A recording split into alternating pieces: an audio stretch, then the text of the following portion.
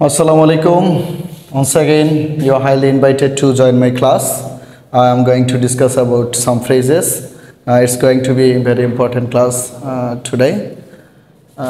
Hope you will join in my class and enjoy yourself. Let's get started. My class number is 6. 6 number phrase ক্লাসে আপনাদের সবাইকে সুস্বাগতম।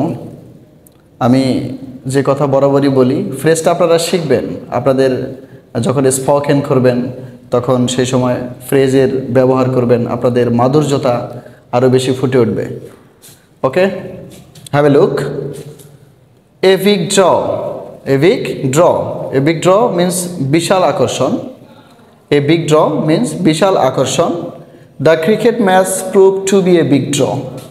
The cricket match proved to be a big draw. Cricket খেলাটি একটা বিশাল আকর্ষণে প্রমাণিত হয়েছিল।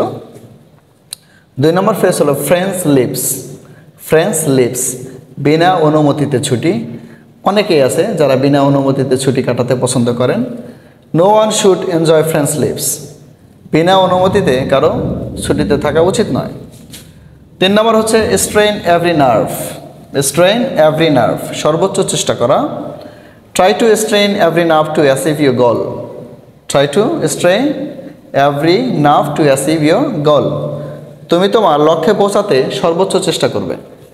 তুমি তোমার লক্ষ্যে যদি পৌঁছতে চাও তাহলে তোমাকে সর্বোচ্চ চেষ্টা করতে হবে। 4 নম্বর হলো at the beck and call. At the beck and call, আজ্ঞাবহ।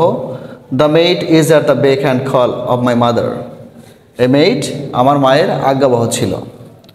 5 নম্বর হচ্ছে কজ পটেটো। কজ পটেটো, অলস ব্যক্তি।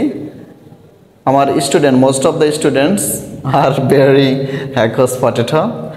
তাদের সম্বন্ধে আমি অবশ্য উদাহরণটা লিখছি না। He can't shine in life because he is a couch potato. সে জীবনে উন্নতি করতে পারে নাই কারণ সে একজন অলস ব্যক্তি। ফ্রেজগুলো শিখে রাখবেন, আপনাদের অনেক উপকার হবে।